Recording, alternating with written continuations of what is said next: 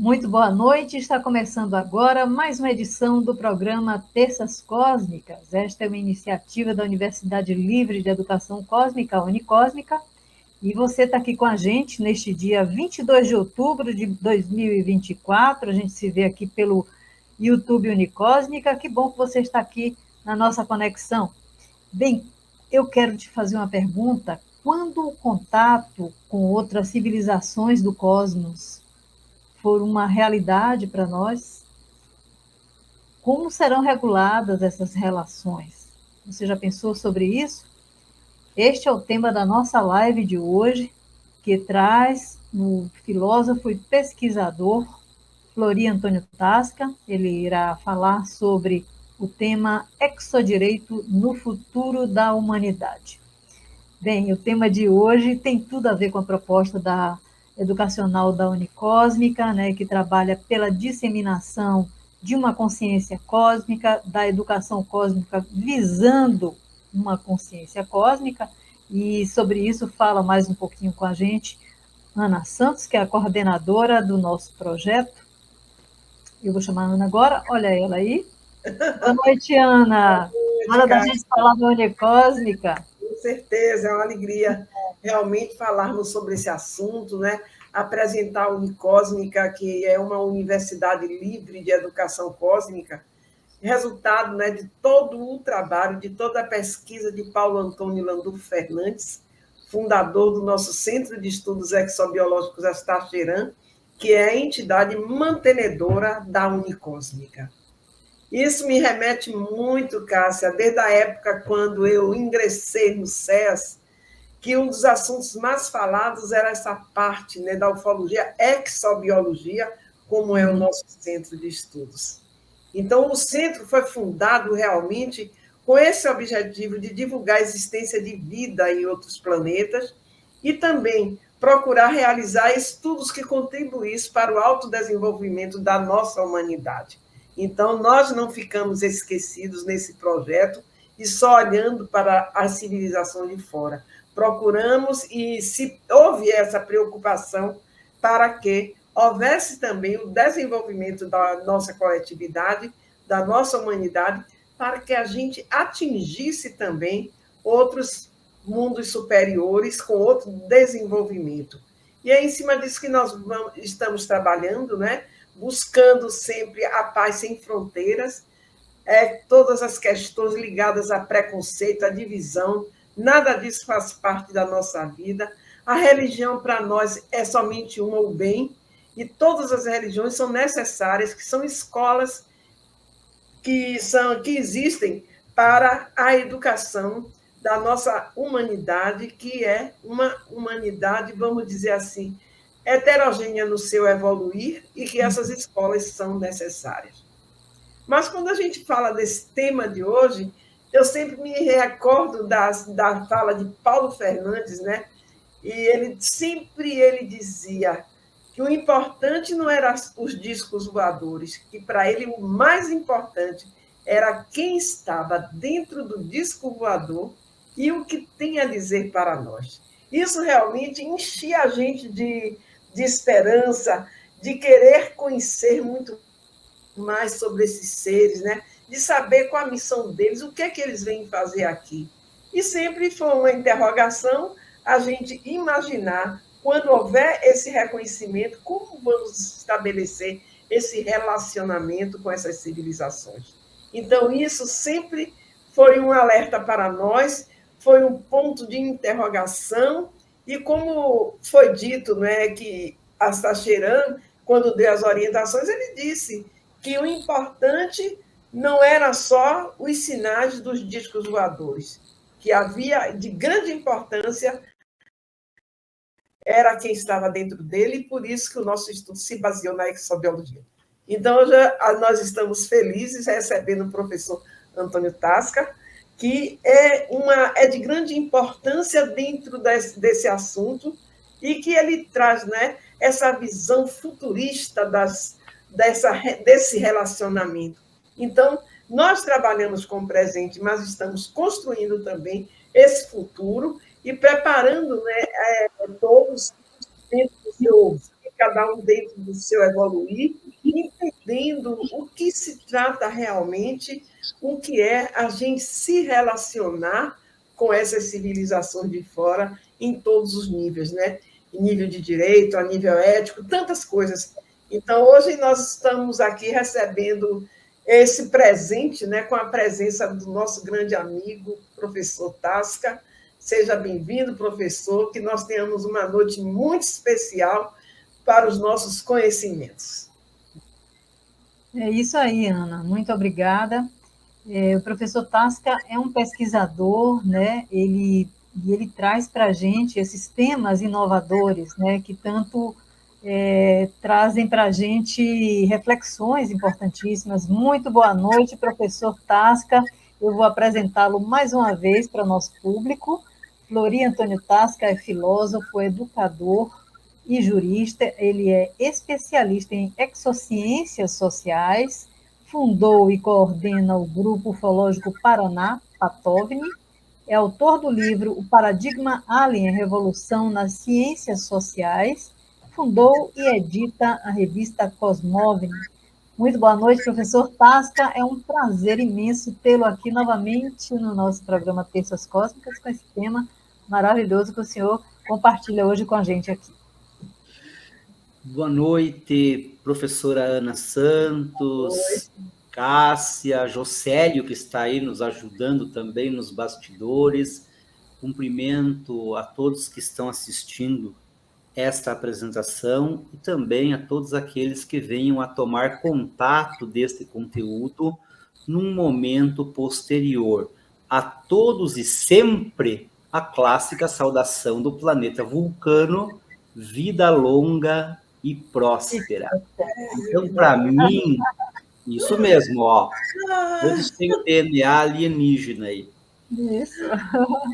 Para mim é uma honra, é realmente assim uma alegria, uma satisfação poder estabelecer esse convívio com a Unicósmica, porque já há alguns anos nós temos a felicidade, né, de estabelecermos uma parceria, uma amizade.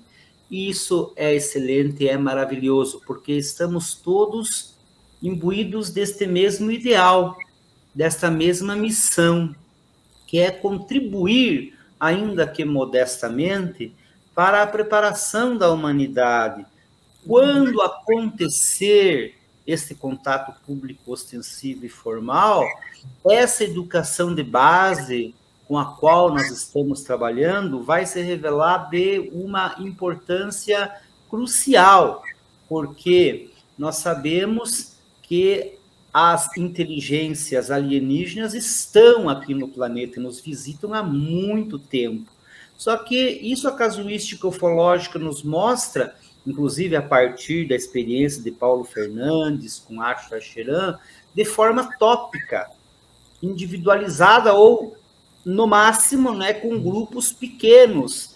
Ainda não foi a oportunidade, por exemplo, de uma nave pousar publicamente frente a um organismo governamental, seja de determinadas nações, lá nos Estados Unidos, na Casa Branca, aqui no Brasil, lá no Palácio do Planalto, ou então na ONU mesmo, né? Esse momento não chegou, mas ele vai chegar.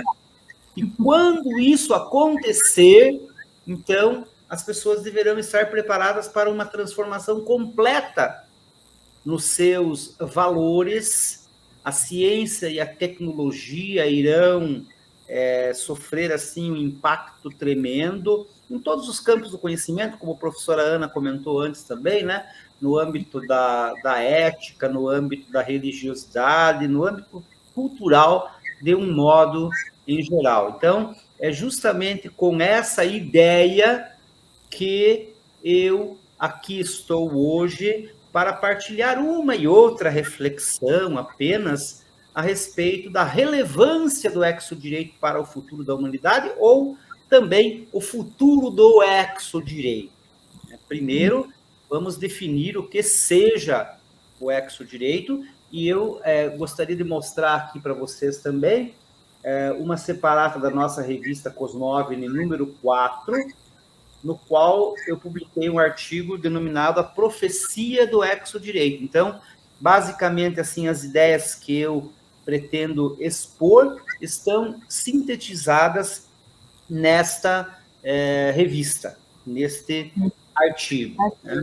Então, o exodireito, poderíamos dizer, é um campo de especulação mesmo. Eu gosto mais de definir, na perspectiva filosófica, a respeito das consequências jurídicas ou dos desdobramentos jurídicos das futuras relações humano-alienígenas. É claro, nós podemos pensar também a partir das relações tópicas já existentes. Por exemplo, quando ocorre uma abdução, né? Então, isso deve ser algo coibido pela ética ou por alguma normativa jurídica, de modo que já é possível especular a respeito disso. Mas a nossa reflexão é mais ampla.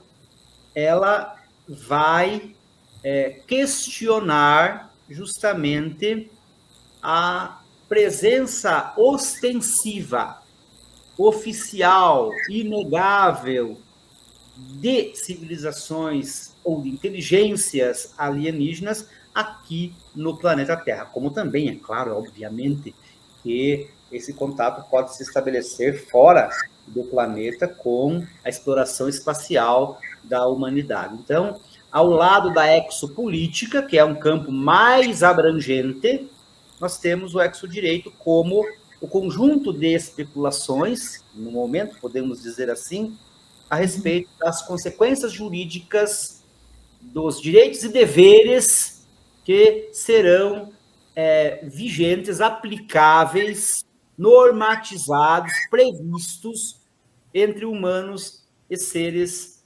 alienígenas. Então, essa a linha geral. Eu só gostaria de mostrar também para o pessoal, antes de fazer uma sintética apresentação de slides, eu já mostrei em uma e outra ocasião anterior, a revista Forense número 177, de 1958, na qual há um artigo fantástico publicado, o direito interplanetário e direito intergentes planetárias, do então jurista, um dos mais consagrados do mundo na época, no campo do direito internacional, o brasileiro Haroldo Teixeira Valadão.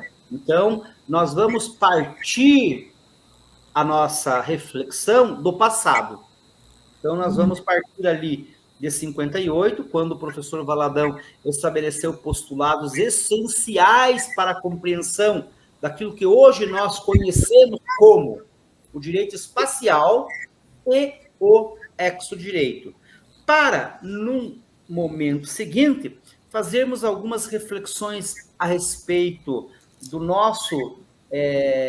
da nossa atualidade, e isso baseado, então, no meu livro O Paradigma Alien, Revolução nas Ciências Sociais. Texto no qual também se projeta uma e outra reflexão para o futuro da humanidade.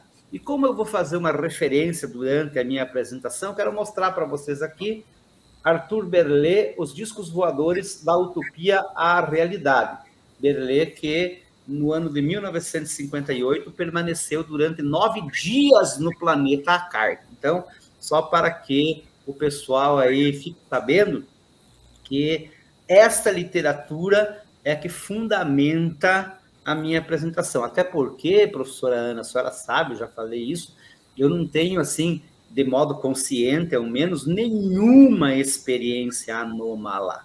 Eu sou meramente um teórico, né? Eu vou colher nos livros, enfim, nos documentos audiovisuais, mesmo, especialmente, na ficção científica, na casuística ufológica, os elementos para fazer essas reflexões. Então, embora eu não tenha tido, entre aspas, o privilégio de ter nem nave eu avistei.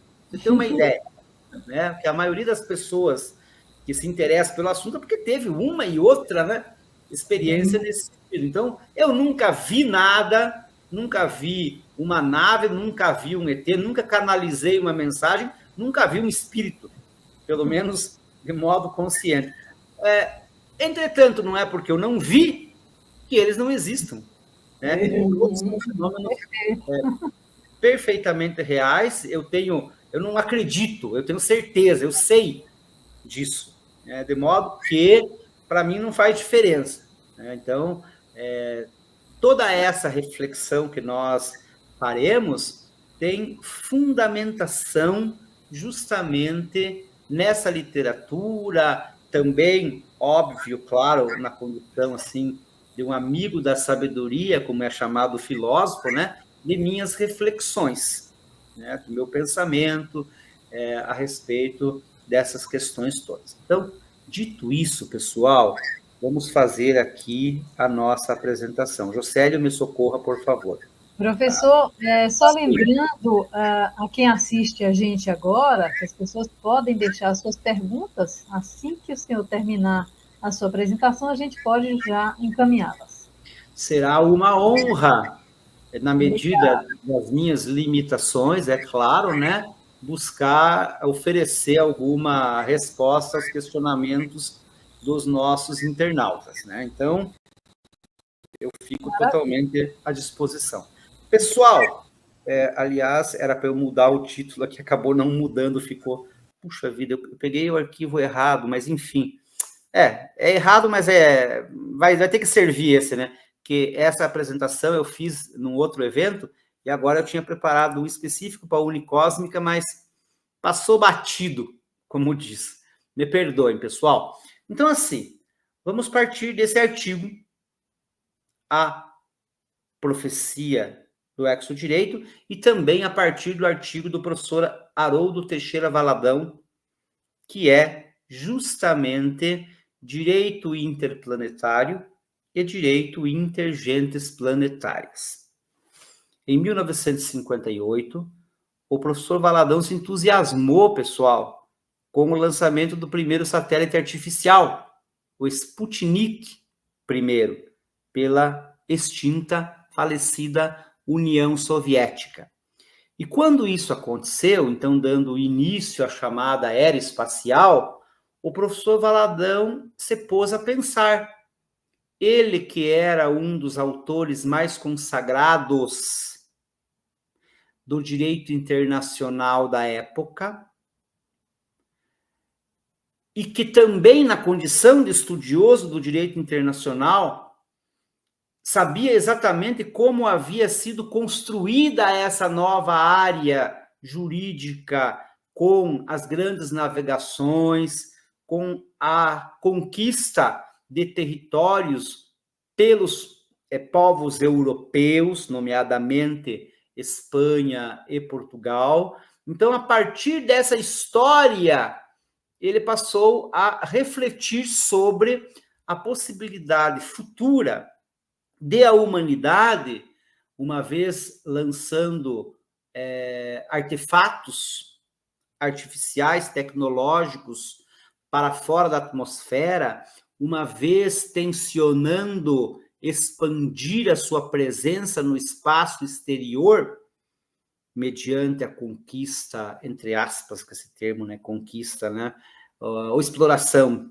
melhor para utilizarmos, da Lua, e também dos outros planetas do Sistema Solar, e quiçá além, ele refletiu que, eventualmente, a humanidade poderia encontrar habitantes na Lua, habitantes em Marte, outros povos, outras civilizações. E que isso exigiria uma nova cultura, especialmente, como era a especialidade dele, né, na perspectiva jurídica. Então, aí ele bolou essa ideia do direito interplanetário e do direito intergentes planetárias. Isso, então, em decorrência do início, do nascimento da corrida ou da era espacial, podemos dizer assim, né? Aí vem uma curiosidade, só então um parênteses. Em 1957, o primeiro satélite artificial da União Soviética. Já no ano seguinte, também, os Estados Unidos acabaram por lançar o seu próprio satélite artificial. Em 58, saiu esse artigo do professor Haroldo Valadão, em maio, junho, na revista Forense. A revista Forense, ainda hoje, é a mais destacada, mais importante revista jurídica do Brasil. De modo que foi, assim, uma façanha a publicação desse artigo com uma temática absolutamente nova, inusitada, extraordinária, com certeza, pessoal. E ele dividiu, então, essa ideia no direito interplanetário e no direito intergentes planetários. Mas qual é a curiosidade? Já que lhes anunciei assim, que exatamente em maio de 1958, o gaúcho Arthur Berlet foi levado até o planeta Acarte. Foi abduzido por engano, entre aspas, e lá permaneceu durante 9 dias. Então, enquanto, eu gosto de pensar assim, enquanto o professor Valadão, lá com o seu exemplar da revista Forense, degustava o seu próprio artigo, Direito Interplanetário e Direito Intergentes Planetárias, especulando sobre o relacionamento futuro da humanidade com outros seres inteligentes, Arthur Berlet estava vivenciando na prática esta exopolítica, esta interação cultural com uma raça alienígena, com uma outra humanidade, já que os acartianos se assemelham muito aos humanos na perspectiva física,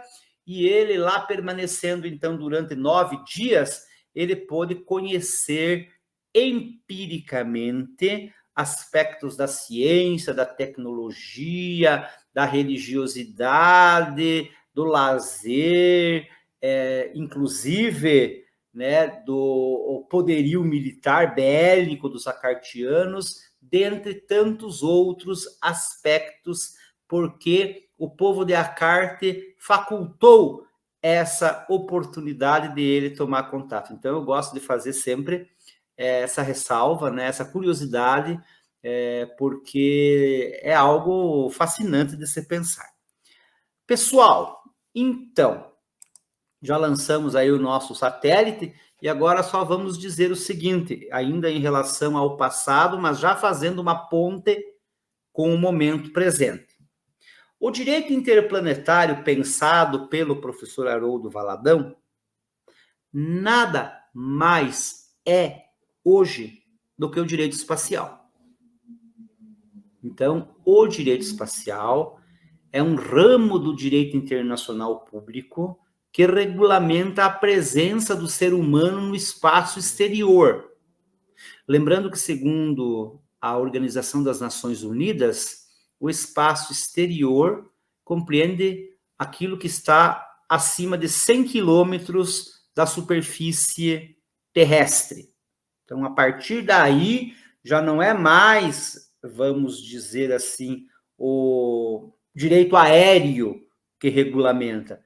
Embora sobre direito aéreo também o professor Valadão tenha se debruçado nesse artigo, sobre direito atômico, sobre os novíssimos direitos, como ele chama, né? Mas, então, a partir dali é o direito espacial. E o direito intergentes planetárias, porque ele previa a possibilidade dessa interação, é justamente aquilo que hoje nós denominamos de exodireito. Então, só para ficar clara essa distinção, para nós partirmos justamente em direção a uma abordagem sintética, meramente exemplificativa, daquilo que seja hoje o direito espacial. Então, esse conjunto normativo que as nações voluntariamente aderem ou não, que regulamenta a presença do ser humano no espaço. Então, o direito espacial não cogita, de modo algum, de interação entre humanos e alienígenas. Então, ele é composto por vários tratados que são assinados por inúmeras nações do planeta Terra. Não por todas, porque os países não são obrigados a assinar tratados, são contratos, são acordos, mas por algumas das nações da Terra. Então, dentre eles, o primeiro é um tratado multilateral que foi encabeçado tanto pelos Estados Unidos quanto pela União Soviética no ano de 1967, o Tratado do Espaço Exterior.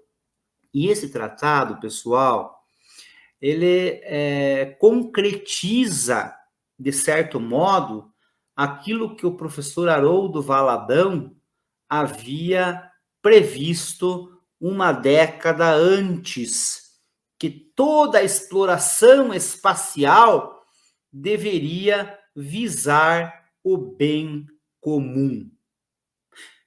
Que o direito espacial, ou como ele chamava então o direito interplanetário, deveria ser um benefício para toda a humanidade, ou seja, deveria se proibir, por exemplo, a apropriação de corpos celestes por determinada nação, indivíduo, hoje poderemos dizer com segurança, empresas também. Então, por exemplo, ninguém pode se declarar dono da Lua, embora aqui e ali a gente veja um e outro lunático vendendo terrenos na Lua. E mais lunático ainda é quem compra, né, esses terrenos lá, porque juridicamente isso é nulo, já que, segundo as regras do direito espacial, do antigo direito interplanetário, todos esses bens, vamos dizer, são comuns à humanidade. Claro, evidentemente, aqui 100% numa perspectiva do antropocentrismo como o ser humano ainda o suprassumo da criação, já que, efetivamente, nada nos pertence. Tudo é da natureza, ou, se quisermos extrapolar, de Deus. Mas, enfim, ainda estamos nesse momento de imaginar que alguém possa se declarar dono de um corpo celeste qualquer, e isso é, então, coibido pelo direito espacial. Aí há vários outros tratados internacionais, eu cito mais dois aqui, simplesmente a título de exemplo, para dizer o seguinte, que embora o direito espacial seja esse conjunto de regras que tem o objetivo de regulamentar, especialmente de coibir, assim, a ânsia do ser humano na conquista espacial, hoje nós já temos grandes problemas relacionados ao direito espacial, ou desafios atuais do direito espacial. O primeiro deles é o lixo espacial. Eu até sou bastante otimista, gosto de pensar que em algum futuro, talvez não muito distante, pessoal, haverá aí seres robóticos guiados por inteligência artificial que possam fazer essa faxina do entorno do planeta Terra, que está virando um lixão na perspectiva dos detritos, dos restos desses artefatos que são lançados ao espaço desde o final da década de 1950. Então, é algo assustador. De vez em quando, a gente vê, por exemplo, notícias de que caiu um pedaço o resto de um foguete, ou sei lá, de qualquer outro, um satélite, qualquer outro artefato humano lançado ao espaço. Então, esse realmente é um desafio enorme para o direito espacial. Tomara que essa minha ideia, percepção de que a humanidade vai conseguir resolver esse problema seja, de fato, uma possibilidade concreta. E outra situação, pior ainda, pessoal, é a militarização do espaço. Contrariando todo o conjunto, o arcabouço normativo do direito espacial e violentando a ética humana. Então, a presença de armas no espaço é algo que não deveria existir. Claro, alguém pode até questionar sobre a necessidade, quem sabe, de a humanidade ter uma força espacial militarizada, tal como nos Estados Unidos isso já existe desde há pouco tempo, para defender o planeta de possíveis ataques. Ora, isso soa ridículo quando a gente sabe que, pela casuística ufológica, a tecnologia desses seres que aqui nos visitam era e é, e continuará sendo por um bom tempo, acredito eu, muito superior à humana. De modo que, se já quisessem ter invadido o planeta, o teriam feito. Essa é a minha percepção. Porque tem, assim, muita gente que fica, né, nessa neura, entre aspas, de que os alienígenas vão nos invadir. Já poderiam ter feito há muito tempo, e alguns dizem que já estão fazendo e já fizeram, por conta de infiltração na nossa sociedade, como é o caso, por exemplo, do professor David Jacobs, que tem até um livro chamado Infiltrados, que trata exatamente dessa temática, bem ao estilo de Arquivo X, no qual uma raça alienígena, então, se infiltra na nossa sociedade, tem um objetivo de dominação. Mas eu não gosto muito dessa ideia não, viu, pessoal?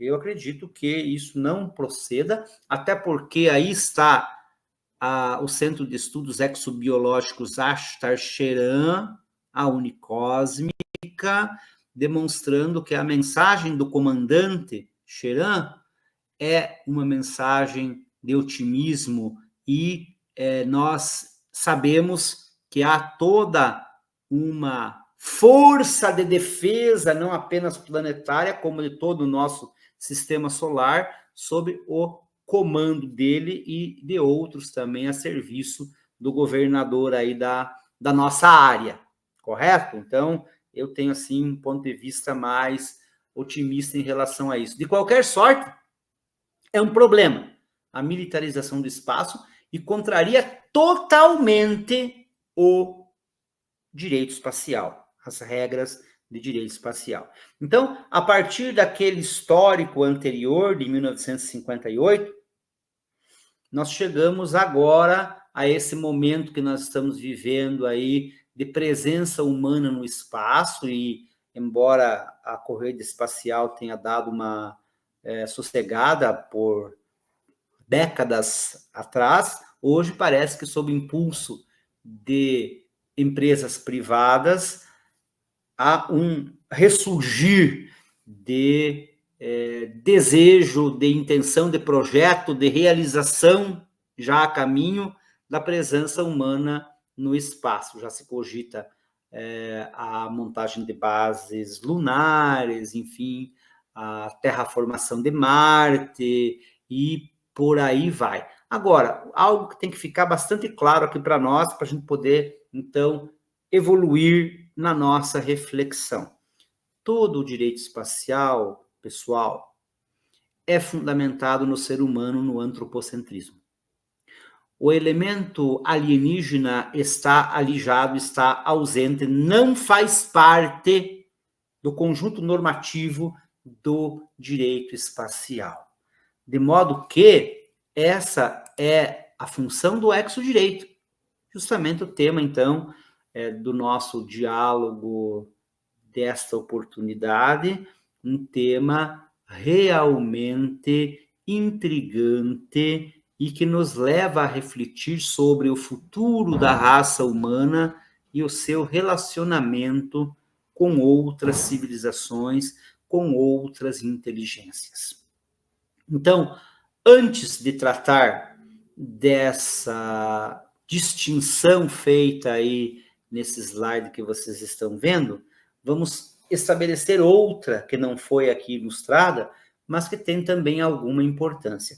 Quando a gente inicia o estudo do direito, especialmente numa faculdade, né, de formação dos futuros profissionais jurídicos, uma das primeiras distinções que os nossos professores fazem é a respeito da existência de uma grande dicotomia, uma grande divisão do fenômeno jurídico. Uma coisa é o direito natural, outra é o chamado direito positivo. O que é o direito natural? O conjunto das normas estabelecidas pela própria natureza. Então, as leis físicas, as leis químicas, biológicas, são estabelecidas pela natureza, ou, para dizer mais ao gosto de muitos, inclusive eu, pela divindade. É Deus que cria suas leis, que inclusive se projetam também para a conduta moral dos espíritos, dos seres inteligentes da criação. De modo que o direito natural é aquele direito supremo, ideal, absoluto, em tese imutável, válido para tudo que existe. Então, é um direito cósmico, é estabelecido por uma por uma autoridade legislativa, entre aspas, se é que a gente pode dizer assim, superior aos seres criados. É justamente uma manifestação da soberania do Criador. Não é desse direito que nós estamos a tratar hoje. É sim do direito positivo, chamado conjunto de normas jurídicas que são estabelecidas por autoridades constituídas pelos grupos, pelos grupamentos sociais, válidas essas normas para as pessoas que compõem aquele grupamento. Então, o direito positivo, embora deva sempre estar inspirado no direito natural, então o direito natural é o ideal ao qual o direito positivo se espelha e deve buscar ao máximo estar alinhado com os princípios que são estabelecidos pelas leis naturais.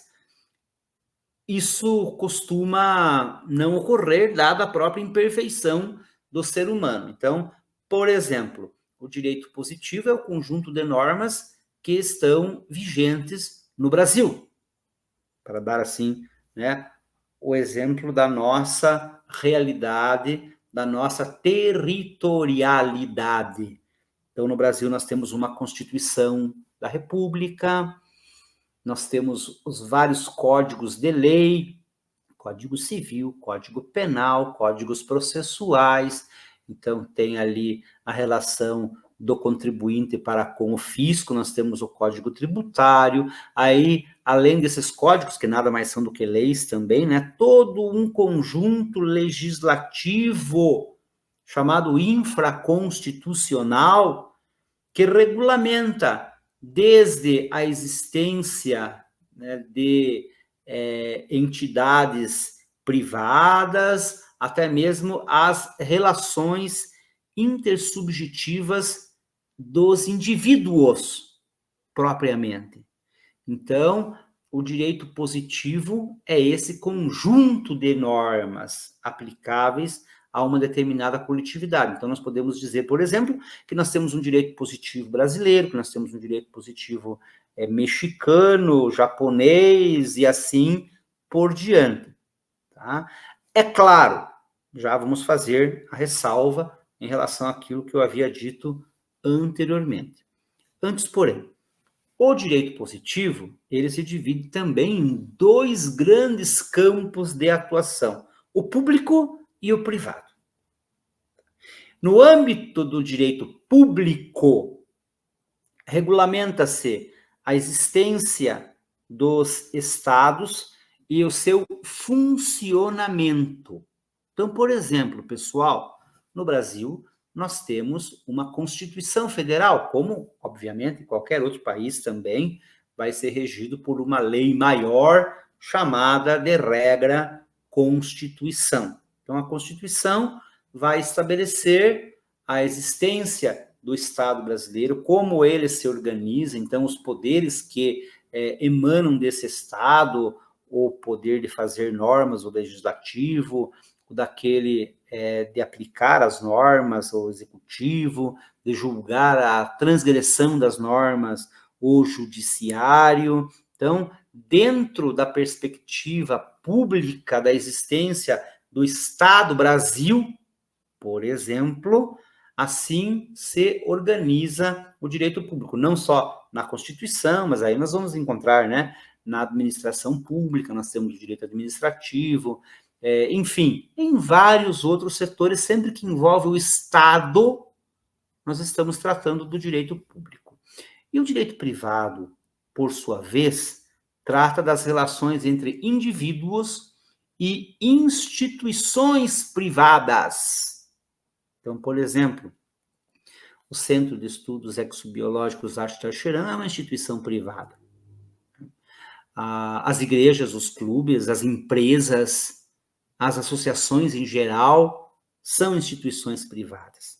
Então, as relações entre as pessoas naturais e as pessoas jurídicas de direito privado, elas são regulamentadas por essa, vamos dizer assim, por essa área do direito. É claro que todos devemos respeito ao direito público também, isso é evidente, mas a grande diferença aqui, e já vamos fazer, então, algumas reflexões a respeito da incidência, né, dessas normas, ou pelo menos de como a gente imagina que possam incidir nas relações entre humanos e alienígenas, né? Mas o direito privado, então, cuja principal área ou parte é o direito civil, se ocupa, então, por exemplo, né, da pessoa humana desde que ela nasce até depois da sua morte, com o direito sucessório, das pessoas jurídicas igualmente, da mesma maneira, porque tanto quanto a pessoa humana, uma pessoa jurídica nasce, vive e morre, então, obviamente que há aí um conjunto de normas que disciplina a existência. No âmbito humano, né, a família, então as relações entre pessoas, entre indivíduos que constituem o grupo básico, elementar da célula social, ou, quer dizer, do organismo social, essa célula chamada família. Os vínculos contratuais, então, compra, venda, todo e qualquer tipo de contrato que possamos imaginar. A responsabilidade por danos que um indivíduo ou grupo de indivíduos possa causar a outros, enfim, essas questões aí da vida cotidiana, da vida normal das pessoas, a fim de que cada um tenha protegido um mínimo de direitos privados, além daqueles que são assegurados pela própria Constituição, então, por exemplo, né, chamados direitos fundamentais, a vida, a integridade física, psíquica, emocional, a privacidade, enfim, uma gama enorme daquilo que se denomina pelo conjunto direitos fundamentais, ou até afunilando um pouquinho os direitos de personalidade. Então, o direito privado cuida disso. Agora, pessoal, quando for estabelecido esse contato público, ostensivo e formal da humanidade com outras civilizações, como é que o ser humano, o gênero humano, o indivíduo humano também, vai poder se relacionar em termos de direitos e deveres com essas inteligências? Então, a grande questão é essa, pessoal. E eu, então, destaquei apenas 2 aspectos que me parecem, assim, de grande relevância para a gente guiar essa reflexão. O primeiro tem a ver com o direito público. Por exemplo, aqui no âmbito terrestre, nós temos uma área de conhecimento que serve ao direito internacional público, chamada teoria do Estado. E a teoria do Estado prevê que o reconhecimento de uma nova nação no planeta Terra pela comunidade internacional demanda 3 requisitos. Então, para que um país seja reconhecido pela comunidade internacional como tal, ou seja, como uma pessoa jurídica de direito público, é preciso que ele reúna território, população e governo. Extrapolando essa ideia para o exodireito. Vamos refletir, então. Eu lembro que uma e outra vez eu já comentei essa ideia em outros eventos aqui da Unicósmica. Mas como isso é fundamental, nunca é demais a gente voltar a pensar a respeito dessa questão essencial. Então, digamos que o contato público se estabeleça amanhã. Então, vem uma civilização estelar e mantém esse contato público com a humanidade. E traga até um convite para a humanidade. Venham conosco integrar uma federação estelar, um conjunto de civilizações politicamente e juridicamente organizado, composto por um determinado número de planetas, entre aspas, ou de raças. Mais ou menos, pessoal, como em Star Trek. Quando a Federação Unida de Planetas surge a partir de 4 raças, uma delas a raça humana, e que gradativamente, no decorrer aí da história ou história com letra minúscula, né, no contexto ficcional, vai agregando muitas outras civilizações. Então, essas civilizações, elas aceitam um governo central, uma constituição, uma lei que rege toda a federação, como é o caso do exemplo da ficção científica de Star Trek, de modo que essas civilizações que aderem à federação devem seguir as normativas, as diretrizes, a legislação, o direito da própria federação. É claro, sempre guardada, né, a possibilidade de um respeito também à legislação interna, desde que não colida com a legislação maior da federação. Então, digamos que uma raça alienígena venha nos fazer esse convite. E partindo do pressuposto de que, tal como aqui no âmbito terrestre ou terráqueo, esses 3 elementos sejam necessários, e parece que são, a recepção, a entrada do planeta Terra ou da civilização humana da Terra numa federação estelar. Então, o território planetário seria um requisito já preenchido. Então, a humanidade está onde?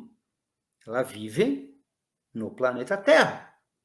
Amanhã poderá estar habitando também a Lua, Marte, enfim, algum outro corpo celeste do nosso sistema solar, ou quem sabe até fora dele. Então, teoricamente, nós poderíamos, assim, ampliar a presença humana como, entre aspas, o território da humanidade nesses outros mundos também. Mas hoje, o planeta Terra. Então, a população do planeta é constituída, claro, né?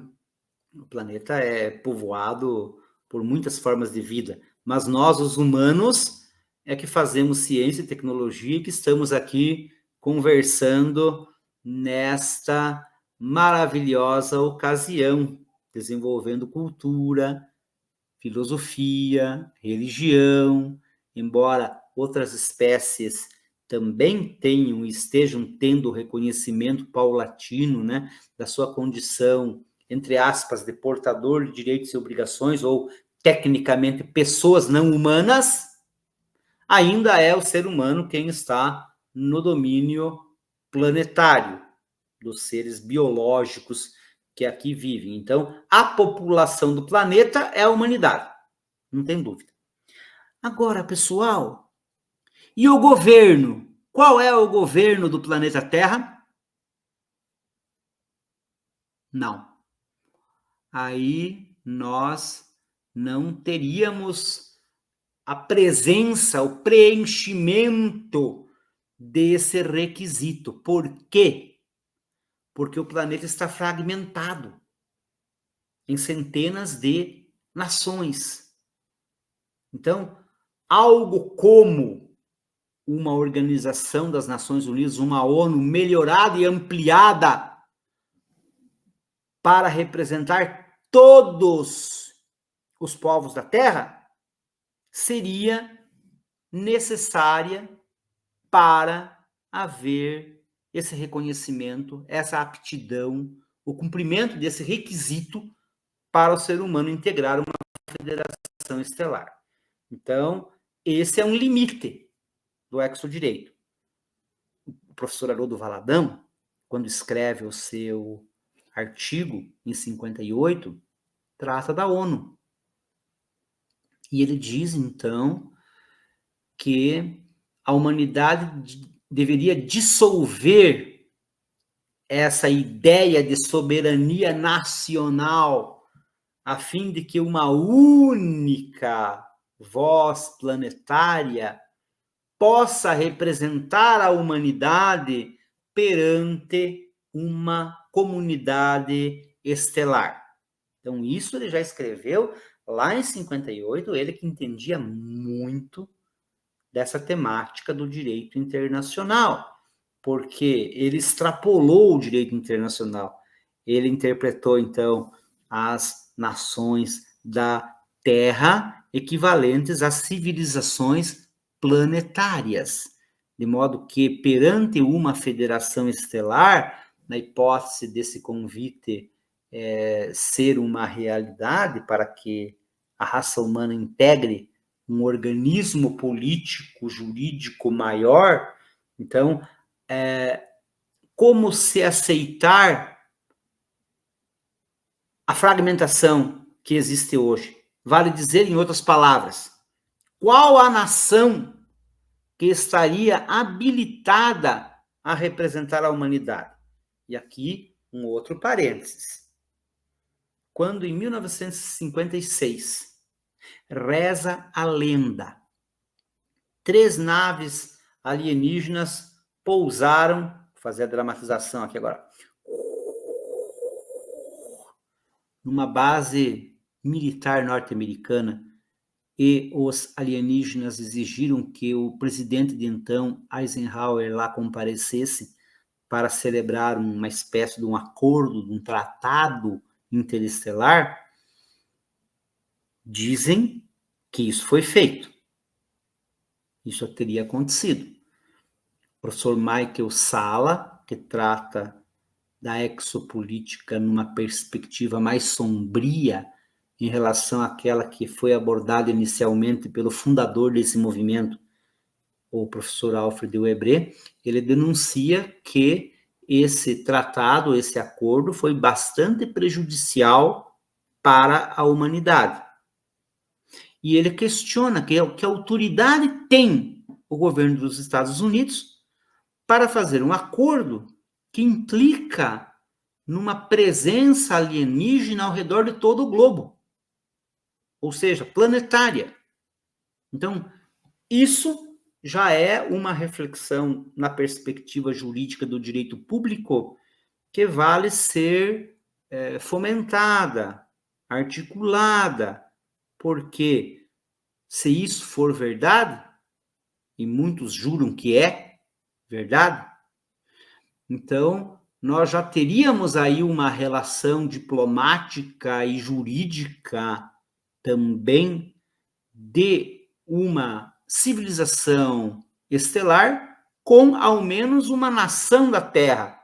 E isso pode ter acontecido em relação a outras nações também de maior poderio, como é o caso, ou foi da antiga União Soviética, hoje da Rússia, por exemplo. Tá? Mas então, abstraindo dessa questão, que já rende também uma série de outras reflexões, não só na perspectiva do direito, como também da ética e de tantas outras vertentes do pensamento que possamos nós aqui imaginar, né? Abstraindo disso, então, na perspectiva do direito público, pessoal, o exodireito ainda está capenga por falta de uma voz planetária. É claro, se o contato público e formal, como eu gosto de dizer, ocorra amanhã, é bastante provável que se instale na perspectiva política uma nova ordem mundial. Esse é um termo um tanto quanto estigmatizado, porque as pessoas já ficam, né, de orelha em pé quando você fala em nova ordem mundial. Mas em que sentido, né? No sentido de um novo arranjo de poder no planeta. Porque nós não podemos participar de uma entidade estelar com as nações fragmentadas de hoje. Ou pelo menos, isso não parece algo razoável. Pode até ser que sim, mas eu, por exemplo, estou querendo acreditar que não, né? Que é preciso a humanidade fazer um arranjo diferente na sua organização geopolítica para que nós possamos integrar um organismo estelar. Então, essa é a reflexão que eu gostaria de deixar quanto ao direito público. Agora, e ao direito privado?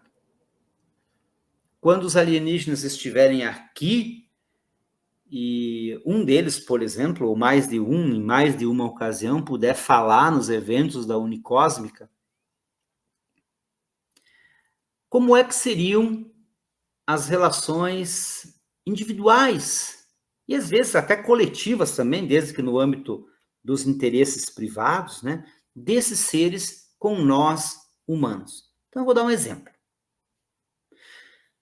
Seria possível a um humano estabelecer um relacionamento familiar com um ser alienígena? Vamos começar daí, né?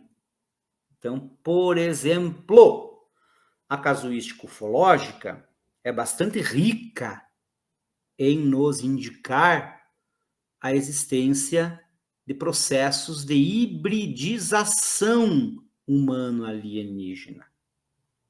Por vezes, uma hibridização artificial, mediante o sequestro das pessoas, a extração de material genético, a fecundação, e não raro até, né, antes, não raro, não, é a regra, antes de nascer esses híbridos, a abdução novamente da mãe e a extração do nascituro, o qual nunca mais é visto pela mãe, que às vezes nem sabe direito o que aconteceu. A casuística ufológica é tremendamente farta neste sentido.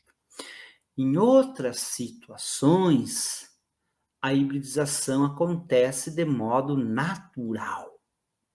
Então, por exemplo, nós temos o livro do Cláudio Suenaga, 50 Tons de Grey, que é publicado pela Biblioteca UF, está disponível na loja aí da revista UF, para quem quiser conhecer também, que trata de casos humanos de união sexual mesmo entre humanos e alienígenas.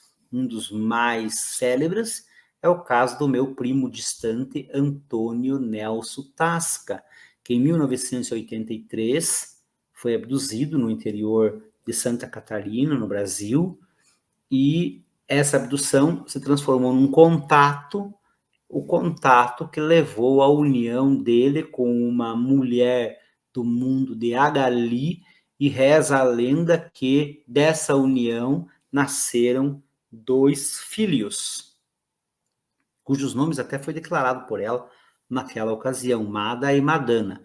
Não sabemos se são 2 meninas ou, mais provavelmente, até um do sexo masculino e outra menina. Então, vamos abstrair da ideia, que no caso que eu estou contando aqui, a nave foi embora e deixou ele na saudade. Mas digamos que esse ser permanecesse ainda que oculto, ou, digamos, para extrapolar ainda e deixar o exemplo mais correto, digamos que os agalianos, então, façam o contato público e que um desses seres queira estabelecer um vínculo conjugal, familiar com uma. O nosso direito não dá conta, no momento, de disciplinar, de regulamentar essa união. O exodireito deveria, então, encontrar caminhos, mecanismos, meios guardadas aí, vejam a dificuldade, né? As características culturais distintas dos 2 povos, das 2 raças, a fim de regulamentar a convivência, não apenas do casal, entre aspas, mas de eventual prole, dos filhos.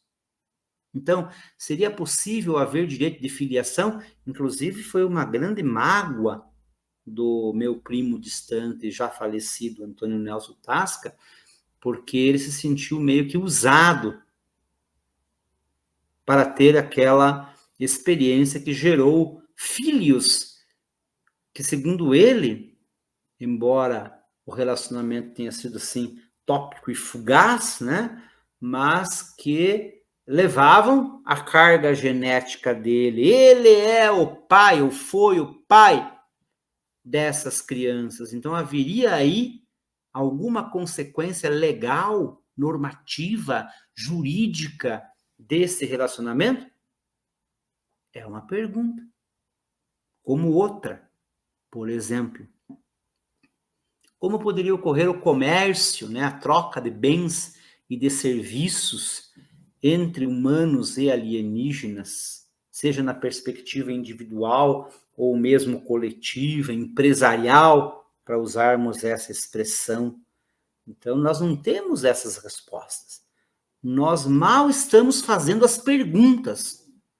É por isso que, em relação ao direito espacial, pensado lá atrás pelo professor Valadão como o direito interplanetário, nós já estamos bem mais evoluídos, com a existência de um conjunto normativo que se aplica a uma coletividade de nações. Teoricamente, deveria ser aplicado a todas as nações, a toda a humanidade, mas nem todos os povos aderem aos seus tratados, aos seus postulados, de modo que ficam teoricamente de fora, mas também, normalmente, são aqueles que não têm expressão, né, científica e tecnológica, que têm problemas bem mais urgentes para resolver também, em relação a esse mais amplo que disciplina a presença do ser humano no espaço exterior. Então, essas são questões aí que estão latejando na cabeça daqueles que pensam sobre o assunto. Me parece que ainda são poucas pessoas no planeta que estão atentadas para isso. O próprio movimento da exopolítica é um movimento relativamente recente.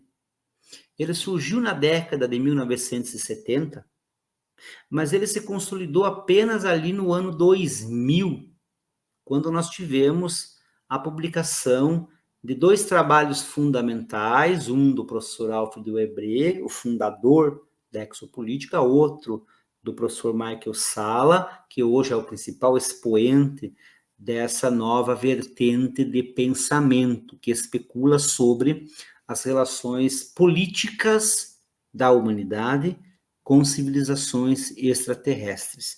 Então, há pouco mais de 2 décadas é que nós estamos aí discutindo este tema. Um tema que ganha cada vez mais relevância pessoal, dada a própria importância que a ufologia está ganhando nos dias de hoje. Então, nós vamos constatar com bastante frequência nos meios de telecomunicação, inclusive de massa, a temática ufológica aflorada. Então, por exemplo, essa semana mesmo eu vi um programa, eu não lembro agora qual a emissora, mas assim, bem longo, né, sobre ufologia. Um pouco antes, os principais telejornais do Brasil noticiaram a divulgação de relatórios da Força Aérea Brasileira relativos ao ano passado, que envolvem encontros de natureza ufológica. Nós temos aí ao redor do mundo, né, muitas iniciativas de discussão aberta e pública. Então, nós podemos citar nos Estados Unidos, nos países da Europa. Cada vez mais esse assunto está ganhando força. Por quê, pessoal? Porque o fenômeno aí está. É inegável, inquestionável a existência do fenômeno OVNI. Então, qual é o objeto restrito da ufologia? Logos é o estudo dos UFOs, traduzindo para o nosso português, dos OVNIs, dos objetos voadores não identificados, ou, eventualmente, dos OSNIs, né, dos objetos submarinos. São os mesmos objetos, mas que têm a capacidade de submergir e, então, marcar presença no nosso planeta desde o fundo do mar. Inclusive, quando Antônio Nelson Tasca, meu primo, perguntou onde eles estavam, uma vez abduzido, né, passado o tempo, Kabbalah respondeu que estavam em algum ponto no fundo do oceano, mas ela não quis revelar onde. Então, a ufologia nos traz essa realidade cada vez mais discutida. Como disse a professora Ana no início, lembrando de Paulo Fernandes, o interesse não deve ser tanto sobre o fenômeno científico-tecnológico das naves, dos artefatos. Eu quero saber quem é a tripulação desse disco voador, o que eles querem aqui, de onde eles vêm, do que eles se alimentam, como dormem, como se reproduzem, enfim. Essas são questões fundamentais. Será que os alienígenas têm religião? Parece que sim. Se nós vermos, por exemplo, o caso de Antônio Rossi, de 1954, que também foi levado a outro planeta, e lá ele ficou sabendo que a religiosidade é algo muito importante para aquela civilização cujo nome não lhe foi revelado. Também, 4 anos depois, em 58, Arthur Bellet, levado ao planeta Acarte, quando ele perguntou ao seu anfitrião, a Cork, se os acartianos acreditavam em Deus, a Cork ficou ofendido. Ele respondeu: como pode alguém não acreditar na existência de Deus? De modo que tudo isso é fascinante, é um conjunto de especulações, de reflexões, que me parece essencial para pensarmos o futuro da humanidade. Óbvio que nós não podemos vir aqui estabelecer verdades ou premissas, ou dizer como será ou como deixará de ser, mas em filosofia, pessoal, as perguntas são mais importantes do que as respostas. De modo que, pontuando, colocando essas questões de modo racional, a partir da realidade que nós temos, que se nos apresenta, dado que raramente nós podemos contar com conhecimento seguro a respeito da realidade de outras civilizações.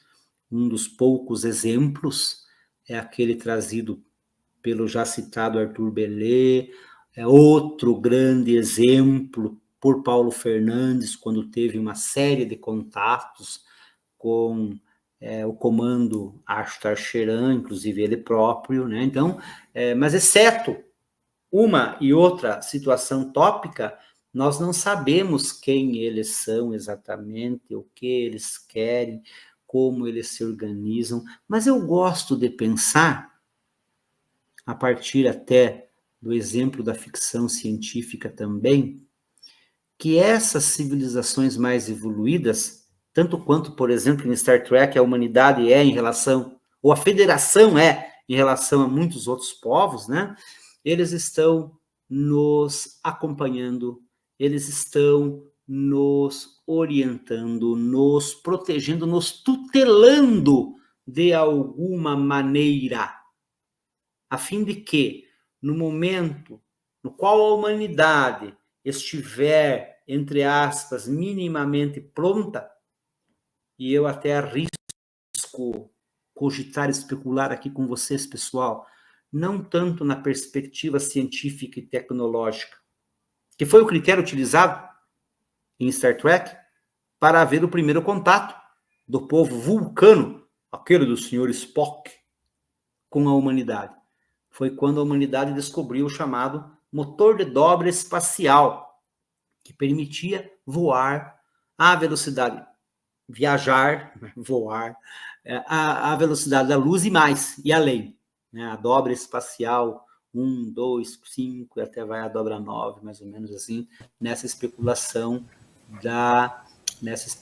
de Star Trek. Então, pessoal, tudo isso e mais um pouco é o convite que eu deixo para que todos nós pensemos a respeito da importância do exodireito para o futuro da humanidade. Agradeço a atenção de todos, fico à disposição, sempre, é óbvio, desejando vida longa e próspera a todas as humanidades, a terrestre e as alienígenas também. Muito obrigado, professora Ana, pela oportunidade. Maravilha. Bem, eu quero já falar aqui com os nossos cosmonautas, professor, que a gente chama internautas de cosmonautas, e perguntar o seguinte: se você gostou da palestra, gostou desta live com o professor Tasca, então compartilhe muito, porque esse tema é um tema diferente, é um tema forte, né, dentro da ufologia, e a gente está falando aqui de exobiologia. Então, compartilhe muito, deixa seu like. Já que você está chegando agora, se inscreva no nosso canal, né, acione o sino para receber notificação dos nossos próximos vídeos e visite a gente no nosso site www.unicosmica.org.br para conhecer um pouquinho mais da nossa história, exobiologia pura, né, professor Tasca? Já temos perguntas. Antes de passar as perguntas, eu gostaria aqui de pedir a Ana para fazer um comentário, professor, porque esse tema que o senhor está trazendo é muito caro, é muito rico para nós. Não é isso, Ana? Exatamente, Cássia. É um tema importante, né? É um tema considerado novo, realmente, né? E principalmente para todos nós que habitamos esse belo planeta azul e que vemos a situação que existe no planeta. Então, para mim, o que ficou muito forte foi a questão da fragmentação do nosso planeta. Isso realmente é a grande chave para a gente girar, dar uma girada nessa chave, essa questão da fragmentação, é a questão do preconceito e de outras coisas mais, e de um sentimento que não é fácil, é o egoísmo, né? Isso realmente vem atrapalhando muito a nossa vida, e isso vai dificultando cada vez mais o nosso relacionamento entre nós. E eu me lembrei de uma das cartas, de uma das comunicações dada pelos nossos amigos de outras estrelas, onde eles disseram: se vocês não confiam um no outro, como vocês vão confiar em nós? Então, essa é uma pergunta realmente que nos leva a uma reflexão muito séria. Então, a gente está vendo o estado do nosso planeta, o nível de separatividade que existe. Então, construir e fazer com que a gente participe dessa, vamos dizer, dessa grande aliança espacial não é fácil. Não vai ser tão fácil, porque realmente o que faltou foi o quê? Que nos diversos contatos que houve em outras épocas foi solicitado uma coisa: a educação, a preparação da civilização para o contato com seres de outras estrelas. E isso não foi feito, né? Então, a gente tem, como a Unicósmica, outros grupos também que vêm divulgando e que vêm falando, né, sobre esse tema, que é uma forma de esclarecer, é uma forma de levar o pessoal a pensar que realmente nós não estamos sós neste belo universo. Então, jamais seria uma grande pobreza de Deus criar um universo tão grande e só ter a Terra habitada. Então, e realmente habitada e vendo a forma com que está sendo conduzido o nosso planeta. Então, nós somos cegos guiados por cegos no nosso planeta. Então, isso é muito sério e eu acho que é o momento realmente do despertar das consciências e de um expandir para que a gente possa realmente entrar nessa aliança universal. Porque, conforme a gente sabe, o planeta Terra ele saiu, né, da aliança dos planetas evoluídos e hoje ele se constitui um planeta solitário nesse universo e que agora vai haver a retomada para essa aliança dos planetas evoluídos. E estamos torcendo, vibrando por isso, né, professor, para que isso aconteça e para que a gente ocupe também o nosso lugar no espaço de uma forma digna, de uma forma correta, dentro de princípios onde a gente procure trabalhar o que eles pregam como forma de vida, trabalhar para o bem comum. É isso que eles ensinam. E o próprio Astacheran e eles falam para nós que no planeta deles não tem religião. Isso eu estou falando já de outra situação também que nós conhecemos. E ele, porque para ele só existe uma religião, o bem. Foi isso que ele disse em uma das comunicações a Paulo Fernandes. Então, isso para a gente é de uma riqueza, e é com uma fala dessa dele que a gente encerra essa questão de preconceito religioso no planeta. Pois é, professor, muito obrigada, foi maravilhoso, gostei demais, é um assunto realmente inovador, e que nós temos que começar a pensar nisso mesmo. Temos que estar nos voltando para essas temáticas, não só entre nós, como também com as demais civilizações. É isso. Ana, obrigada aí pelo seu comentário. A gente já tem perguntas aqui. Eu gostaria de passar para o professor. Tem temos alguns minutos ainda. São perguntas de Raimundo. Tem muito comentário bacana aqui para o senhor também, professor Tasca. As pessoas gostaram muito, estão encantadas. Bom. Com o que você trouxe, né? E aqui, Raimundo, nosso querido Raimundo, que é da Unicósmica, também do CES, do Centro de Estudos Exobiológicos da Tacheran, ele está perguntando se existe alguma possibilidade do direito espacial ser estabelecido na prática. Eu vou emendar, Raimundo, com o que você pergunta, uma curiosidade minha. A NASA cogita esse tema, porque a corrida espacial está aí, né? Como o senhor disse, a ufologia ganha cada vez mais importância.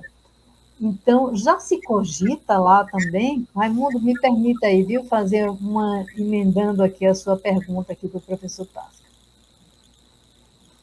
Então, se existe alguma possibilidade do direito espacial ser estabelecido na prática, se é cogitado na agência espacial americana. Sim, então, eu saúdo o nosso amigo Raimundo, a minha irmã Solange Tasca, diretora de eventos do nosso grupo ufológico Paraná Patovni, aliás, na troca de arquivo ali que aconteceu por erro meu, acabou que eu não apresentei, né, as redes sociais do nosso grupo ufológico Paraná Patovni, mas eu já convido a todos, então, para que conheçam. Estamos em todas as redes sociais e temos também um site, patovni.com.br. Então, Raimundo, esse é o mesmo problema que nós estamos aí experimentando em relação a esses conflitos que estão acontecendo no planeta Terra. Porque nós temos uma série de normas de direito internacional, onde está inserido o direito espacial, que são violadas reiteradamente por nações e que passam impunes. Então, por exemplo, quando Israel bombardeia hospitais, mata civis, e isso vale também em relação à Rússia e Ucrânia e vice-versa, obviamente que aí há violação de normas de direito internacional, de direitos humanos. E quem é que tem força para fazer valer essas normas? Uhum. Essa é a questão. Então, quando você pergunta, será que o direito espacial vai valer na prática? Depende de uma autoridade que sancione a presença humana no espaço disciplinada, regulamentada. Por quê? Daqui a pouco, essas empresas privadas que estão indo ao espaço, elas vão passar a se apropriar, por exemplo, de minerais encontrados em corpos celestes. Isso é proibido pelo direito espacial, apropriação privada, porque tudo aquilo que se, entre aspas, conquista, mas bastante entre aspas mesmo, né, deveria ser revertido para o bem de toda a humanidade, não de uma empresa, de um indivíduo ou de uma nação. Então, essa sua pergunta, ela leva exatamente ao ponto da autoridade sancionadora. Por exemplo, voltando aqui na questão das guerras, o Conselho de Segurança da Organização das Nações Unidas poderia botar um fim em vários desses conflitos que estão acontecendo, mas não fazem. Não fazem por quê? Porque justamente os interesses daqueles que dominam o Conselho de Segurança, nomeadamente as nações mais poderosas, principal, os Estados Unidos, junto com a Rússia, não tem interesse. Eles querem vender armas, independente do custo humano que isso tenha.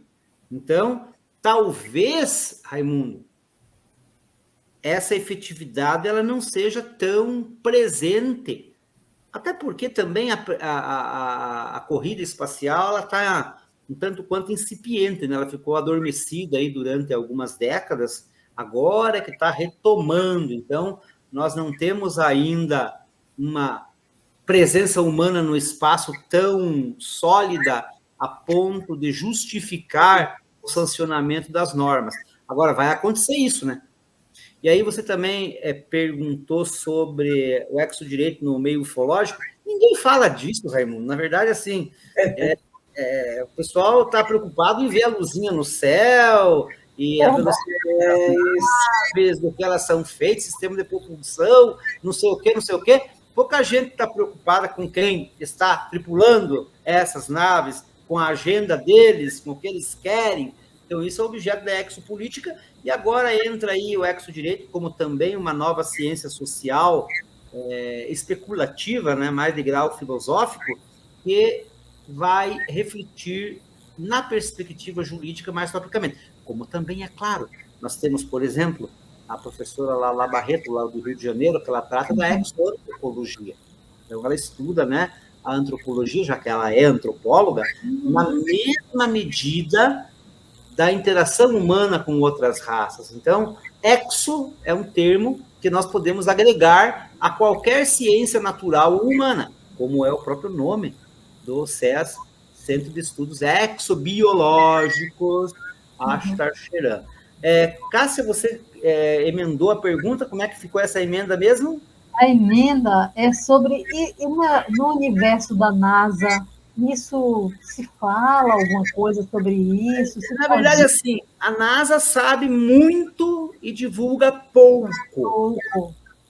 Tá? Então, por exemplo, nós temos uma publicação patrocinada pela NASA, até acho que já mostrei aqui em um e outro evento anterior, sobre arqueologia, antropologia e comunicação interestelar, na qual ela reúne um grupo de cientistas do mais alto gabarito para discutir essas questões. Com a exploração espacial, há uma série, e isso nós presumimos, de descobertas que a Agência Espacial Norte-Americana faz, e outras também, a Agência Espacial Europeia, por exemplo, mas que não são divulgadas. Então, o nosso amigo, conselheiro do Patovni e amigo da Unicósmica também, o Marco Antônio Petit, é um dos maiores especialistas no mundo hoje de análise de imagens da NASA. Imagens que os artefatos por ela lançados acabam captando de ruínas de antigas estruturas na Lua, em Marte, ou mesmo de naves que estão aí pelo sistema solar. Então, pouco se divulga. A NASA acaba, por vezes, sendo uma fonte até de desinformação nessa perspectiva, né, da vida alienígena. Então, eles estão aí engatinhando, como o Marco Petit publicou um artigo na nossa revista Cosmóvini, justamente sobre isso, sobre a descoberta de vida microbiana em Marte pela NASA desde as primeiras missões espaciais. Desde as primeiras. Só que eles não divulgam, né? Por que não divulgam? Aí entra naquela política do secretismo. A gente não sabe por quê. Né? Não sabe por quê. Talvez sejam mais perguntas que respostas, né? Então, exato. Mas, enfim, mas que eles têm uma boa dose desse conhecimento, creio que certamente o tenham. Maravilha. Obrigada, professor. Bem, a outra pergunta do Raimundo já foi respondida também. Gostaria de saudar nossos cosmonautas, a Solange Tasca, muito prazer em revê-la, né, em reencontrá-la por aqui. Tosa Lima, doutor Emerson Sil, muito boa noite também. Valfredo Gomes, muito boa noite para você, obrigado por você estar aqui. O Marcelo Guido Tramontini Carvalho, ele deu boa noite a todos nós, e um abraço especial aqui ao professor Tasca. Também Marcelo para nós. Ele participa do nosso Patovni também. Que bom.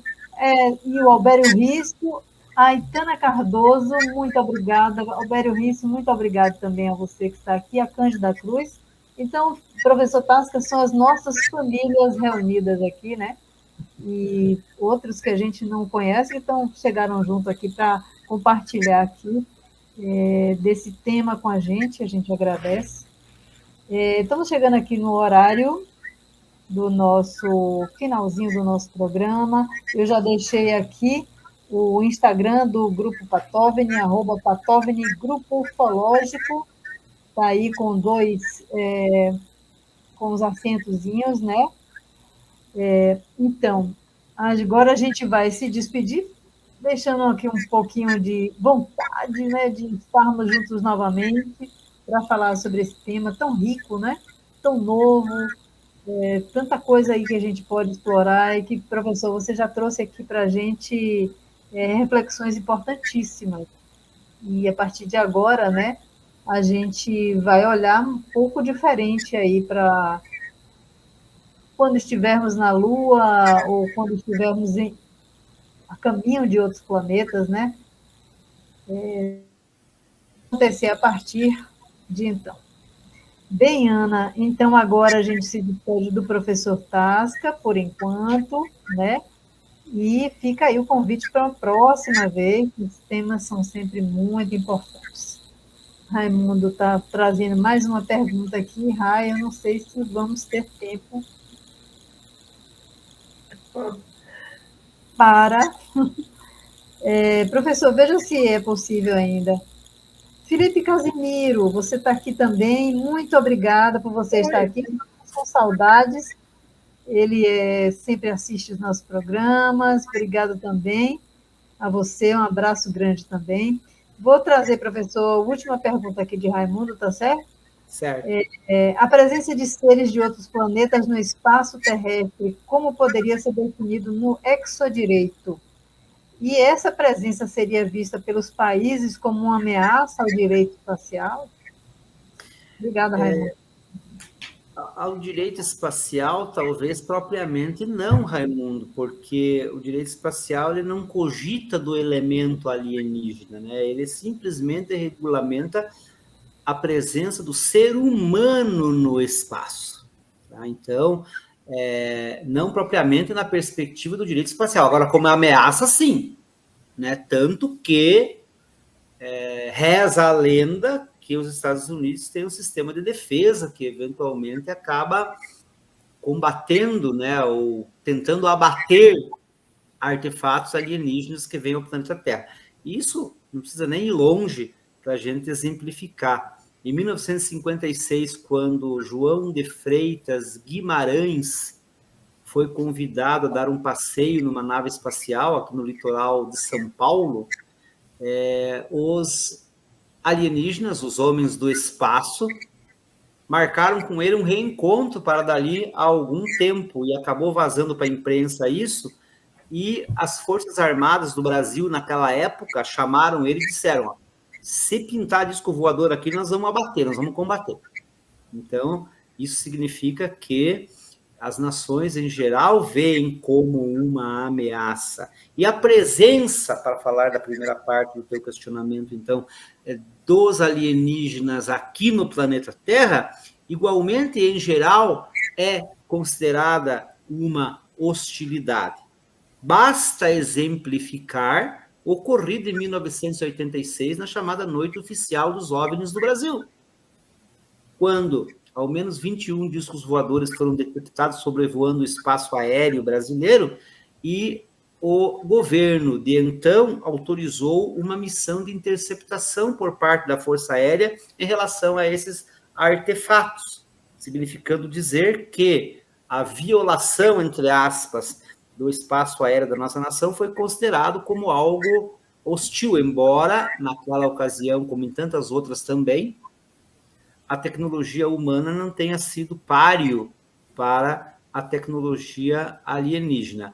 Em relação especificamente à presença alienígena, implicando, né, em algum vínculo com o chamado exodireito, nós não podemos nem dizer nada, né, porque o exodireito é uma palavra que agora começa a ser dita, e as pessoas não têm ainda um instrumental, vamos dizer, um conjunto de princípios, de ideias que venham a subsidiar uma reflexão e uma resposta a esse teu questionamento. Então, fica aí em aberto, Raimundo, para num outro momento, quem sabe, com mais maturidade, com mais conhecimento, com mais experiência, né, a gente possa especular de forma melhor, mais concreta e mais coerente a respeito disso. Muito obrigado mesmo, hein, pessoal?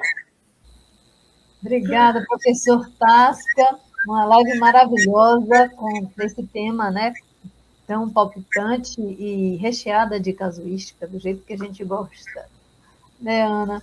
Então, Isso, boa com noite, professor. certeza. Muito obrigada. Ana, suas considerações e...